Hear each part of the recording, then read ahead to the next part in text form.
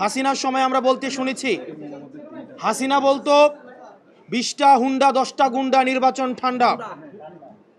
আর আজকে রুমিন ফারহানা, যিনি হাসিনার কাছে ফ্ল্যাটের জন্য আবেদন করেছেন, যিনি হাসিনার পতনে সবচেয়ে বেশি আমার মনে হয় কষ্ট পেয়েছেন, সবচেয়ে বেশি কষ্ট পেয়েছেন, তিনি হচ্ছেন রুমিন ফারহানা।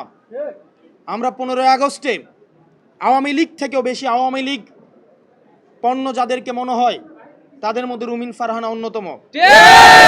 উনি সব সময় বলে থাকেন বিগত 15 বছর নাকি উনি অনেক ভালো ছিলেন। উনি অবশ্যই ভালো থাকবেন, কারণ উনি যত ধরনের আওয়ামী সুবিধা রয়েছে সব ধরনের সুবিধা উনি নিয়েছেন। আজকের নির্বাচন কমিশনের যে ভূমিকা রেখেছেন, আমরা সেই ভূমিকাকে আমরা সবসময় প্রশ্নবিদ্ধ আমরা করে এসেছি।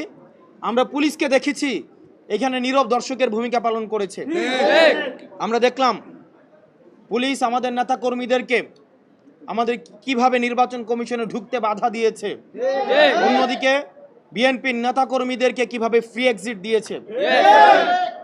এবং এই নির্বাচন কমিশন কতিপয় পার্টির এটা পার্টি অফিস হয়ে গিয়েছে।